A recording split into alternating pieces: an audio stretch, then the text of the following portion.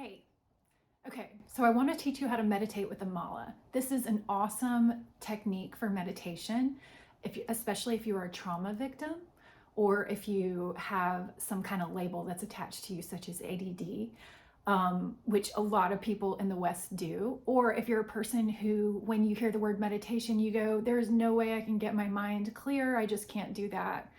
Or you're like, I don't have time to try to meditate and just can't get a practice anchored. This is an awesome tool to use. Okay, so here is your mala. So it's basically, I want to say it's a necklace because I would wear it as a necklace, but a lot of people carry it in their pocket, and or they might have a little special bag for their mala. Basically, this is your tool to be able to meditate. So instead of focusing on your breath, which a lot of people who have trauma have trouble with focus on the breath, like just watching the breath. A lot of the time in meditation practices, that's what they tell you to do. But sometimes that's actually pretty triggering and difficult for people who have had trauma. And so your meditation is just starting right at your injury, and we don't want to do that. There's no reason to trigger your sense of trauma by telling you to focus on the breath. So this is an example of a great type of tool or a different type of meditation that doesn't make you go straight into the breath and using your body in a particular way that actually would kind of reinforce your trauma. So a mala is a necklace like this. So it's just a bunch of beads, and these come in different, you can get different stones in there. You could get a turquoise one. You could get a white marble beads or alabaster or something like that.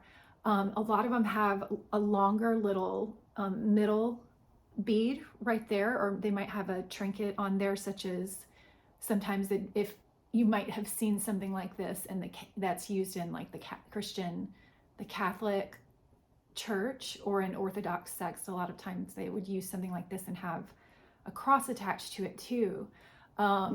But this is actually the important part about a mala, is that it has these beads, because a mala is actually a counting device. Okay, so this means that when you hold this, first of all, it's a comfort item, and we're going to tell you how it becomes a comfort item, and that's just the practice and keeping it up. But it becomes a comfort item and sort of a representation that your hands are familiar with, that tell your body, I am healing, I am taking space for me. And that inherently that communicates to your cells, do what you need to do to heal this body, to heal the interior energetic connections. And you don't need to be on a high alert looking out to the external world as if you're waiting for an attack. So this is part of the energetic profile of somebody who's had trauma, is that your cells would be more letting energy release outwards to keep up an energetic boundary. But if you have something that's like a comfort item, and you're inherently telling your mind on several different levels that you're safe, then it communicates to your cells automatically with the touch and using your hands, that they can be at ease and they can put their focus on healing you, because that's where your intention is with this practice. So even if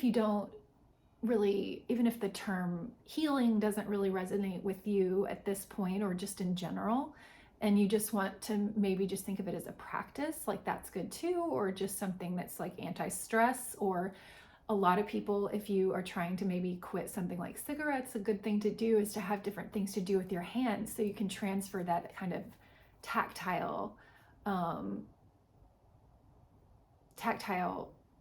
sensation and that craving to different objects. And so when you're healing from trauma, you're really physically releasing so much, and the energy a lot of the time is coming back into the body and trying to rewire itself around this major trauma and remove as much of the traumatic damage as possible. And so there's a lot of energy that's just kind of flowing. And what you're doing when you use a tool like this, I have one, this is made of sandalwood beads. So you can get one that has wooden beads, or it can be a different stone or crystal that you like. You can have a different number of beads here on the end. But overall, this is just a beaded necklace, and it's going to have 108 beads on it, traditionally. And so this is just a number that's going to that corresponds to all this ancient wisdom from across these populations all over the world.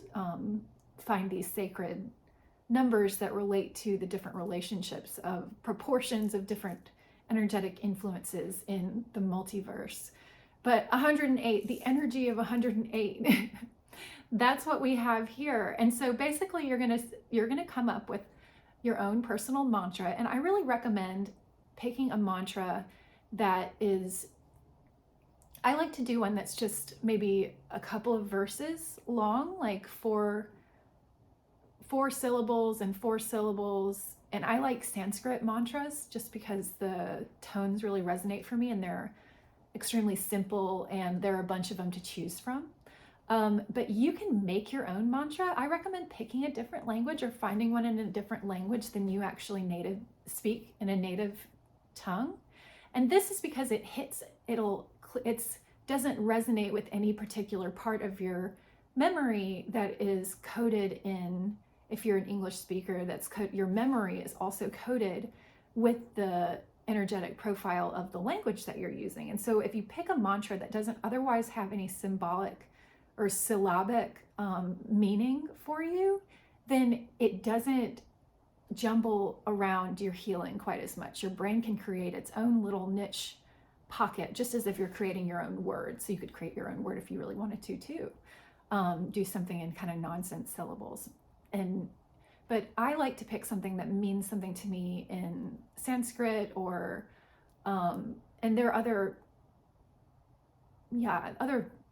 other mantras that I would use too, maybe in English, but for the most part I like to use one in a different language just because it helps with your healing. So a mala is something to do with your hands, and it has 108 beads, as I said. So what you're going to do, you're going to put it over your ring finger. See, each of your fingers corresponds to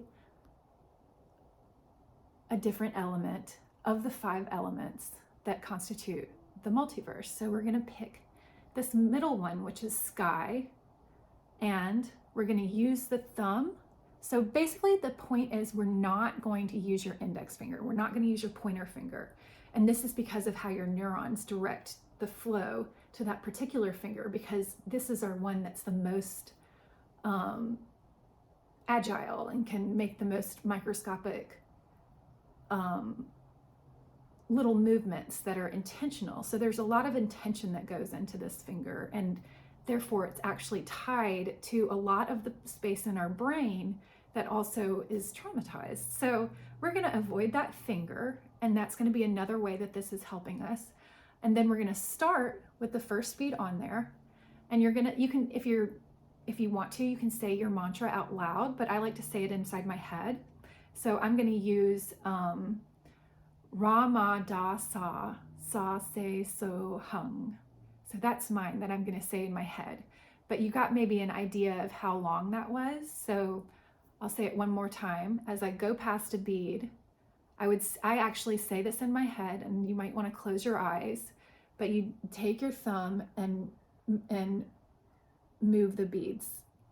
And so each time you've passed a bead, that means that you've said the mantra another time. So every time you say your mantra, you scroll a bead, and you're scrolling it away from you. And I'm saying scrolling because that's just sort of how I was thinking of it, I guess. All right, so I'm gonna go, let's see if I can get the camera to focus on my hands. I'm gonna hold it right there and go Ra Ma Da Sa Sa Se So Hung. And then I'm on the next one, at the next ridge in my finger. Ra Ma Da Sa Sa Se So Hung. Okay, I'm making it awkward here. So each time you're gonna hold about level so that your necklace is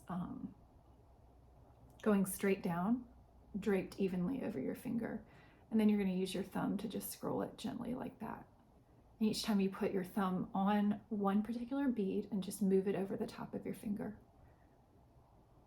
And see, here you're going to get a rhythm going and coordinate it to your mantra that you're saying inside your head. So as you sit here, this gives you, you can either decide to go, you could go around one time, or you could go around a bunch of times. You could say, I'm going to go around and back 3 times. So I'm going to start, and then I would do 108.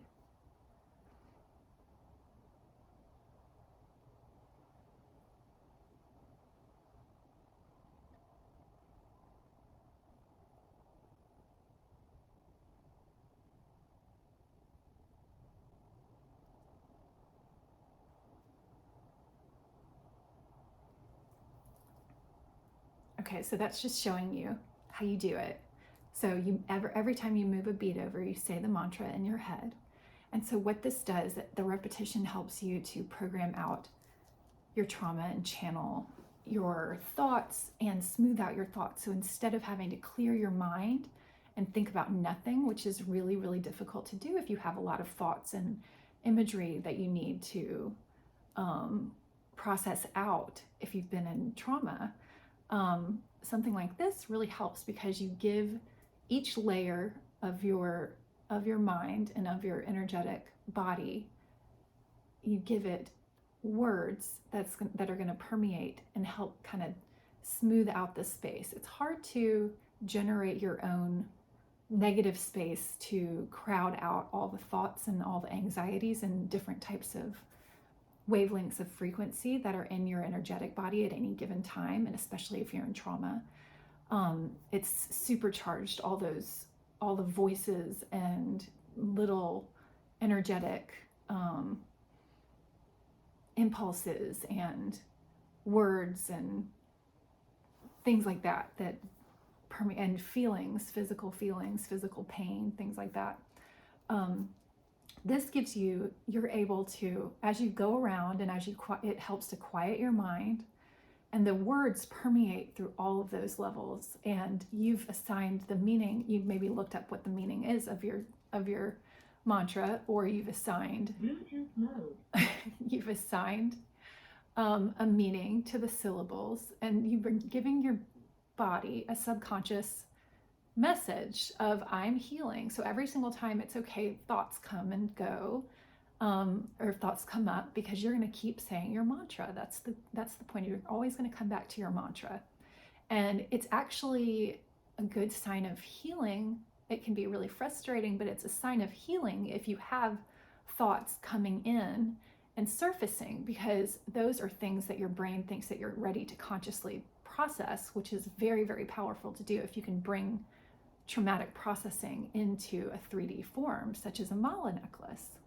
And so you're going to keep saying your mantra over and over, and that's why it helps your neurological system. It helps it to reprogram a feeling of safety, because your brain inherently knows, okay, these little wooden beads, first of all, I recognize this material because it's an organic material, and it emits an organic frequency of energy. And so these are sandalwood beads. They also trigger the sense of smell. They smell really good. And so that kind of is associated with a natural kind of scent that smells nice and neutral to me. Sandalwood does. And so you're grounding yourself through your most dense of energetic sensory information.